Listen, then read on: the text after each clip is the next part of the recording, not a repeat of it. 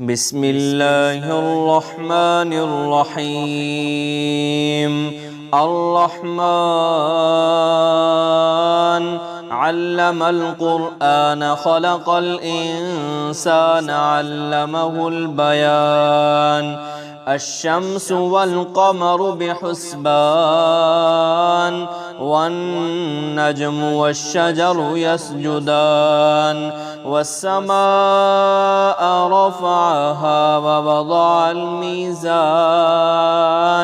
ألا تطغوا في الميزان وأقيموا الوزن بالقسط ولا تخسروا الميزان والأرض وضعها للأنام فيها فاكهة والنخل ذات الأكمام والحب ذو العصف والريحان فبأي آلاء ربكما تكذبان خلق الإنسان من صلصال كالفخار وخلق الجان من مارج من نار فبأي آلاء ربكما تكذبان رب المشرقين ورب المغربين فبأي آلاء ربكما تكذبان مرج البحرين يلتقيان بينهما برزخ لا يبغيان فبأي آلاء ربكما تكذبان يخرج منهما اللؤلؤ والمرجان فبأي آلاء ربكما تكذبان وله الجوار المنشآت في البحر كالأعلام فبأي آلاء ربكما تكذبان كل من عليها فان ويبقى وجه ربك ذو الجلال والإكرام فبأي آلاء ربكما تكذبان يسأله من في السماوات والأرض كل يوم هو في شأن فبأي آلاء ربكما تكذبان سنفرغ لكم أيها الثقلان فبأي آلاء ربكما تكذبان يا معشر الجن والإنس إن استطعتم أن تنفذوا من أقطار السماوات والأرض فانفذوا لا تنفذون إلا بسلطان فبأي آلاء ربكما تكذبان يرسل عليكما شواظ من نار ونحاس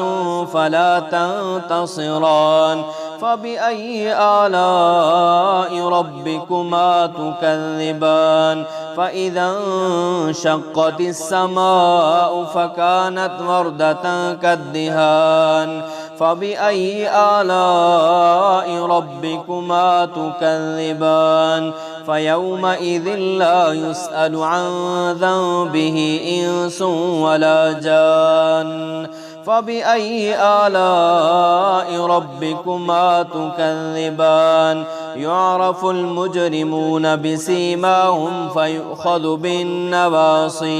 فيؤخذ بالنواصي والأقدام. فبأي آلاء ربكما تكذبان؟ هذه جهنم التي يكذب بها المجرمون يطوفون بينها وبين حميم آن. فبأي آلاء ربكما تكذبان؟ ولمن خاف مقام ربه جنتان فبأي آلاء ربكما تكذبان ذواتا أفنان فبأي آلاء ربكما تكذبان فيهما عينان تجريان فبأي آلاء ربكما تكذبان فيهما من كل فاكهة زوجان فبأي آلاء ربكما تكذبان